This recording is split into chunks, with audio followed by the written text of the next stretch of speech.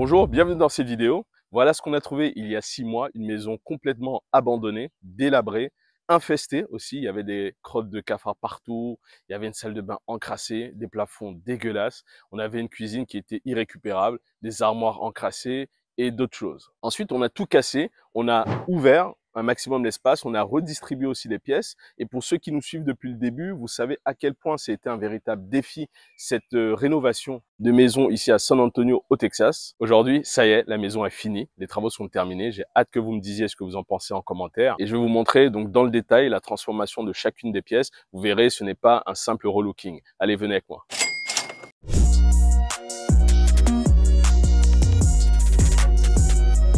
Alors, on arrive sur une entrée. On a mis donc quelques décorations. On a mis aussi des luminaires que vous voyez, 2 luminaires sur le couloir. Et on a mis des grilles pour délimiter cet espace, mais sans pour autant encombrer l'espace. Ensuite, on arrive sur la partie salle à manger. On a mis pareil de la décoration, des plantes. On a installé une belle table à manger pour 6 personnes. Avec sur notre partie bibliothèque, des livres, de la décoration. Un petit tableau aussi sur le côté. Des petits fauteuils pour donc s'asseoir et prendre du temps à travailler à cet endroit-là. Si vous vous rappelez à cet endroit comment c'était donc cloisonné. Cette partie était cloisonnée avec le double séjour. La cuisine était cloisonnée, donc on a tout ouvert. On a ouvert cette cuisine. On a mis un grand îlot central au milieu. Alors on a mis pas mal de rangements en dessous de l'îlot central. Voilà, il y en a plusieurs. Il y a aussi des possibilités de s'asseoir autour de cet îlot pour prendre le repas. La cuisine, elle est fonctionnelle. Pas mal de rangements. On a un évier, on a le four, on a la hotte, on a un lave-vaisselle. On a le four, le micro-ondes qui sont encastrés. Tous ces appareils électroménagers sont encastrés. Et une de nos touches ici, ce que beaucoup de personnes ont aimé, les personnes qui ont déjà visité notre agent immobilier et d'autres artisans qui ont travaillé ici, ont vraiment apprécié cette touche-là. Au lieu de mettre un gros frigo américain comme beaucoup font dans les maisons, on a préféré donc mettre 2 frigos, un sur la partie gauche, un sur la partie droite, et on les a encastrés donc pour que ça ne soit pas visible et qu'on découvre finalement les frigos en les ouvrant. Ensuite ici, on a une petite pièce buanderie avec donc la machine à laver qu'il faudra installer en bas, le sèche-linge à côté. On a aussi mis une armoire de rangement pour stocker des affaires si on en a envie, des rangements. Ici, on a le tableau électrique. Voilà, ça ressemble à ça. Donc, on a mis aussi de la petite décoration pour encore une fois créer une ambiance chaleureuse dans chaque pièce. On a la porte qui est attenante au garage. Dans le garage, on n'a pas fait grand-chose si ce n'est de refaire la peinture, réparer les spots électriques et la motorisation des portes. Donc, il y a encore un peu de désordre, un peu d'affaires qui traînent, mais tout va être débarrassé aujourd'hui. Vous voyez ce qu'ils installent aussi comme ballon d'eau chaude, 50 gallons. Donc, ça permet de chauffer toute la maison et d'avoir assez de contenance pour tout le monde. Et au niveau du garage, on a aussi la porte qui donne sur l'allée, donc pour aller sur le jardin. Si vous vous rappelez ici, c'était une grande pièce qu'on a cloisonnée donc pour créer on va dire un petit KGB, un endroit pour des rangements. On a installé une armoire et on projetait aussi mettre des étagères tout le long du mur pour servir justement de rangement et créer encore d'autres espaces de rangement attenant à la cuisine. On arrive sur la partie salon, donc ça va être l'espace détente. Pour que les gens puissent se projeter, on a installé donc un canapé face à la cheminée. L'idée, c'est de dire que voilà, on peut regarder la télé au-dessus de la cheminée, si on se projette comme ça.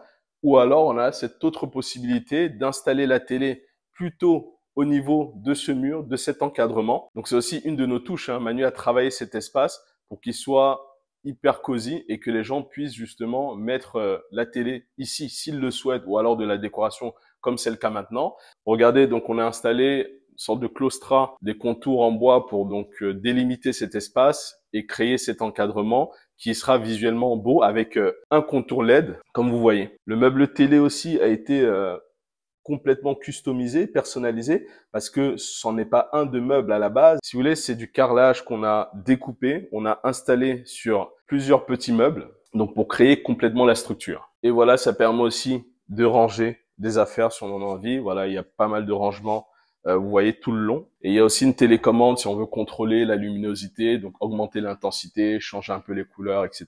Alors j'aime beaucoup cet endroit-là. Dites-le moi en commentaire si vous aimez aussi particulièrement ce petit coin. Je le trouve hyper chaleureux. Je trouve que les couleurs ont été bien agencées. Je trouve qu'on a vraiment créé cette ambiance qu'on recherchait, cosy, chaleureuse pour une famille. Autour de la cheminée, on a donc pensé à mettre en place donc une cheminée électrique avec toutes ces diffusions de couleurs qui peuvent être donc très intéressants à regarder.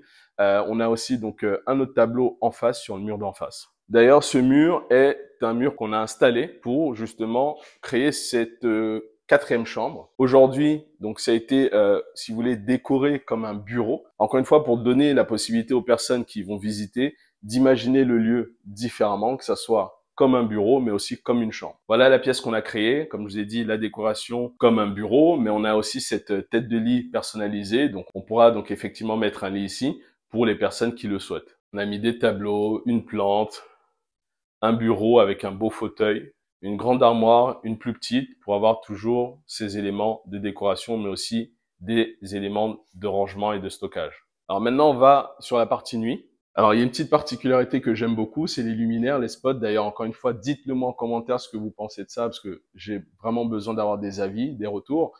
On a donc mis en place des spots qui ont deux modes. Un mode jour, qui est celui-ci, avec une lumière plutôt éclatante. On a un mode nuit qu'on peut activer, qui est celui-ci, donc avec une lumière un peu plus tamisée. Alors sur la partie nuit, donc le miroir pour entrer dans cette partie nuit, on a la première salle de bain.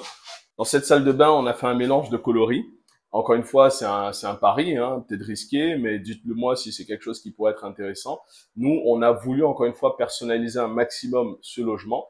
On a donc mis en place un double vasque, un miroir, des spots lumineux au-dessus, et on a aussi installé des parois de douche en vitre. C'était compliqué de les commander parce qu'ici, ils n'ont pas l'habitude. Encore une fois, il y a plein de choses qu'ils font pas. Habituellement, aux États-Unis, pour installer une douche, ils vont mettre en place un mur et encastrer la douche entre deux murs, finalement.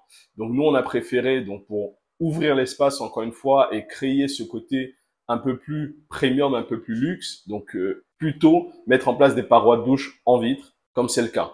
On a aussi de la décoration un peu partout, des éléments de douche et cette armoire encastrée. Alors, des petits tableaux sur le couloir. On a une première chambre ici. On a installé du mobilier dans cette chambre, comme vous voyez, avec de la décoration un peu partout. Donc, on a des tables de chevet, on a plutôt un grand lit, on a l'armoire encastrée, on a un tableau au-dessus du lit. On a cette petite table aussi en décoration avec un miroir au-dessus et une belle plante posée au sol. On a aussi rajouté des moulures au plafond. Donc, c'est un petit élément décoratif qui nous plaisait bien avec un plafonnier qui est un peu différent de ce qu'on a dans les autres chambres. On a une deuxième chambre. Donc, un deuxième queen bed, donc qui est plutôt un grand lit, des éléments de décoration, une plante, l'armoire encastrée, des petits poufs au pied du lit. On a aussi mis en place des rideaux, hein, juste pour décorer, agrémenter la pièce.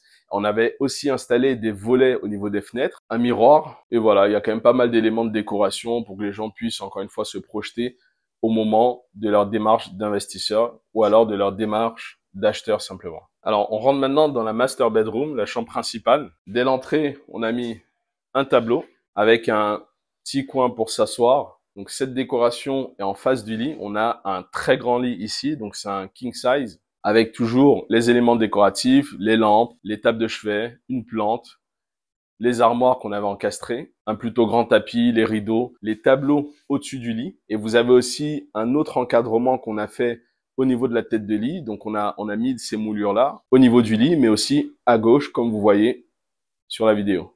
À la différence de la chambre que je vous ai montré en premier, on a donc ici mis cette hélice qui ventile et qui éclaire aussi la pièce. Et puis, dans chaque chambre, on a aussi ce mode jour et ce mode nuit.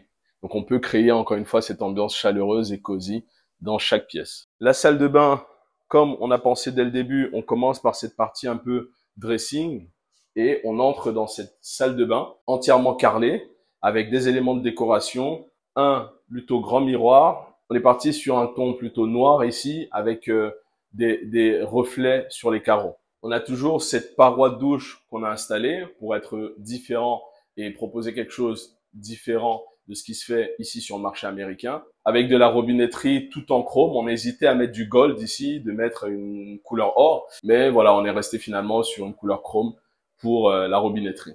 Voilà, vous avez pas mal de rangements dans les armoires. On a mis des coffres de rangement, de la petite décoration. On est à l'extérieur de la maison, donc on a mis en place aussi des éléments décoratifs sur la terrasse. L'idée, c'est que les gens puissent se projeter et qu'ils puissent peut-être aménager aussi différemment. Ils peuvent imaginer installer un patio, installer une nouvelle terrasse ou la refaire entièrement. Et sur le terrain, on a donc semé du gazon. On attend que ça pousse, mais je pense que d'ici, a priori, une semaine, 10 jours, ça devrait être bon. Le terrain arrosé 1 à 2 fois par jour. On a mis un système d'arrosage automatique pour ça. On a aussi reculé un petit peu les bambous, comme je vous avais montré sur une précédente vidéo.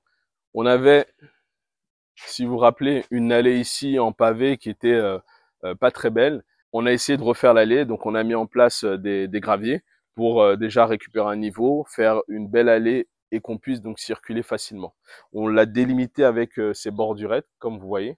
Voilà ce qui concerne l'extérieur. Comme l'intérieur, on a essayé d'aller dans un niveau de détail où on a peint, comme vous voyez sur les bords de fenêtre, une certaine couleur. On a essayé de mélanger les couleurs. On est plutôt sur du blanc et du gris. À l'intérieur, on a apporté beaucoup plus de coloris, beaucoup plus de couleurs. On a aussi redressé la clôture. On a essayé de faire au mieux parce que sinon, il fallait changer complètement l'ensemble et c'était encore un autre budget. On a enlevé quelques arbres, on a terrassé le terrain, comme je l'ai montré, on l'a remis de niveau. Voilà. Donc, on a fait pas mal de changements dans cette maison sur l'aspect intérieur, mais aussi l'aspect extérieur. Voilà, je vous ai montré donc la transformation de la maison. Vous m'avez suivi depuis le début sur la série d'épisodes que j'ai faite donc dans cette maison. On a absolument tout transformé, comme vous le voyez. On a mis du cœur, on a mis notre énergie, notre temps, aussi beaucoup d'argent. Et j'espère que ce projet va être le premier d'une longue série parce qu'on en a plusieurs autres. On a commencé à chercher différentes habitations pour du coup les transformer comme celui-ci. C'est vrai que ce genre de rénovation est quand même quelque peu risqué, hein. C'est pas tout le monde qui peut s'y atteler. On a essayé de quand même mitiger le risque avec mon ami associé Manu. On a essayé de penser vraiment le projet. On a essayé d'anticiper un certain nombre de choses. On a essayé aussi d'optimiser les coûts, de gérer au mieux le personnel, ce qui n'était pas facile. C'était vraiment quelque chose d'assez particulier, hein, de gérer les Américains. En plus, on est dans un État qui a donc beaucoup de Mexicains, donc c'est une population qui va être très présente au Texas. Ça n'a pas été complètement évident de travailler avec eux. Dans une grande généralité, ça n'a pas été évident de travailler avec les artisans locaux. Mais on a fait au mieux. On a pris le temps, on a pris la pédagogie qu'on a, mais on a fait au mieux, encore une fois, pour rendre cette maison vivable, rendre cette maison chaleureuse, rendre cette maison accueillante et aussi qu'elle puisse se vendre rapidement et au plus haut. Il faut savoir que le marché de San Antonio est en pleine évolution. Il y a beaucoup de flips immobiliers ici, donc c'est un marché qui est très dynamique. Sur de l'achat-revente, ça peut être très très rentable, mais c'est vrai qu'on a visité pas mal de choses. Il y en a que très peu qui le font comme nous, et c'est pas moi qui le dis, hein. Beaucoup de professionnels qui sont passés ici nous l'ont dit. On a fait une transformation d'une manière qui ne se fait pas habituellement dans cet état. Donc, c'est une sorte de risque, mais c'est aussi un pari qu'on était prêt à faire. Et c'est pour ça qu'on a hâte de la vendre pour savoir est-ce que justement c'était un pari gagnant et à quel point il était gagnant. Mais on a déjà notre petite idée. Ce qui est aussi un peu désolant, c'est qu'il n'y a pas assez d'étrangers, il n'y a pas assez de Français, il n'y a pas assez de personnes qui entreprennent ici, donc venant de l'étranger. C'est pour ça aussi que je vais mettre en place un club d'investisseurs, donc pour investir à San Antonio, mais pas que, parce qu'on cherche des maisons à San Antonio, mais aussi sur la côte californienne. Restez bien connectés, je vous en dirai un peu plus dans les prochaines vidéos. C'est vrai que depuis la dernière fois que je vous ai parlé de ce club investisseur, j'ai déjà eu des demandes d'informations, des demandes de contact. Je suis plutôt content que l'idée plaise, donc j'ai hâte de le mettre en place et de vous en dire plus. L'idée, c'est encore une fois d'investir ensemble pour gagner de l'argent ensemble, aller plus loin dans des projets de plus en plus importants. Pour vous donner quelques chiffres de cette maison, parce que je sais que vous aimez ça, on est encore sur des chiffres, on va dire, approximatifs parce qu'on attend de finaliser absolument toutes les transactions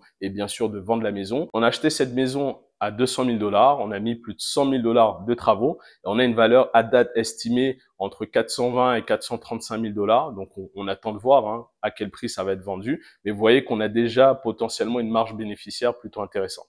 On aura l'occasion, dans tous les cas, de faire un podcast avec mon ami associé, poser précisément les chiffres et aussi vous expliquer donc tout le projet, de sa genèse à l'évolution et à du coup la finition. Comment est-ce qu'on l'a vendu, à quel prix et comment est-ce qu'on va enchaîner les prochaines opérations. Si ce type de transformation vous a plu, likez la vidéo, abonnez-vous à la page et cliquez sur la cloche des notifications pour ne plus rater notre contenu. Je puis vous dire qu'il y aura encore d'autres rénovations, d'autres transformations de plus en plus folles. Restez bien connectés. Enfin, dites-moi en commentaire comment vous avez trouvé cette transformation. Dites-le moi, c'est important pour moi. Mettez un like, dites-le moi en commentaire.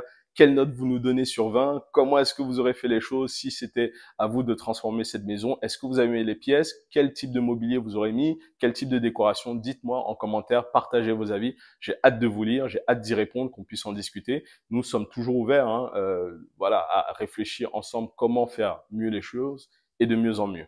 Allez, on se retrouve à très vite sur un nouveau chantier, sur un nouveau projet. J'ai hâte de vous montrer tout ça. En attendant, je vous souhaite à tous un bon investissement. Ciao, bye bye.